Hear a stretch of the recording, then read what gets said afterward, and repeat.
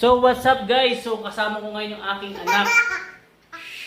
Siya pong ating direktor sa likod ng camera. Direct, huwag maingay. So for today's video, good evening guys. Bale, bumili tayo ng mini crane scale na gagamitin natin pag nagtitimbang ng alagang baboy natin. Kasi ang kinagandahan po nito is ayun na. Kala ko ba dun ka lang? So ayun, tuloy po natin. Pasensya na po kayo, medyo makulit po yung director natin, yung baby ko. So kinagandahan po nitong crane scale na to, digital na po siya guys. So ayan, makita nyo. So parang yung makaluma kasi nating mga timbangan ng baboy, di ba? O kaya ng mga kambing.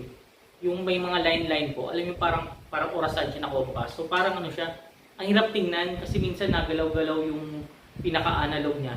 Dito po kasi, digital na siya. So automatic, pag tumigil, yan, may ilaw pa siya, no? So malalaman mo agad kung ano yung pinaka-accurate na timbang. So maganda siya, matibay siya. Nakikita ko to sa mga vlogger nating, mga kapwa nating farmers na may sarili na silang timbangan. Kasi ngayon, hauler talaga yung may dala o yung buyer talaga yung may dala ng timbangan. Pero ngayon nauuso na yung may-ari ng baboy or yung may-ari ng hayop na yung may sariling timbangan. Kumbaga iwas din sa dahil mga ganun. Hindi naman sa pagwawalang tiwala, pero mas maganda, meron kayong sarili. So ito, ang max weight capacity niya ay 300 kilos. Yung minimum weight niya na matitimbang is 2 kilos. So, ayan, makikita nyo naman, 0-0 po siya.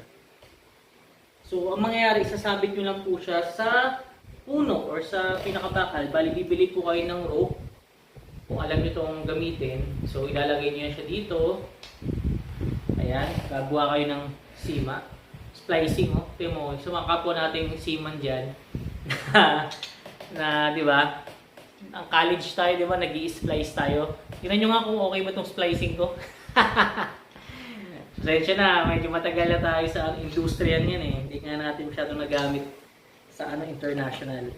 So ayan, bali ganyan. Tapos isasabit nyo lang po siya sa puno. Tapos mangyayari, nakaganyan siya. Nakahang. Sa mangyayari, dito na may tali yung pinakalagay ng baboy natin. Dito isasabit. Pagkasabit po niyan, tak. Yan na. Bali, tinesting na po namin to sa 50 kilos na feeds. Accurate naman po siya yung lumabas 50.5. So, di ba, meron lang siyang point something.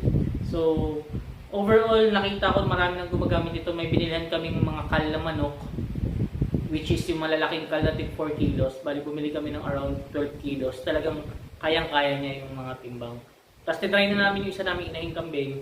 So, tumimbang ng 22 kilos. So, napaka magandang investment din ito kasi at least kampante ka na tama yung timbang ng binibenta mong hayop. Syempre, 'di ba? Ang pagbebenta ng mga animals, agriculture animals is nakadepende sa timbang, 'di ba?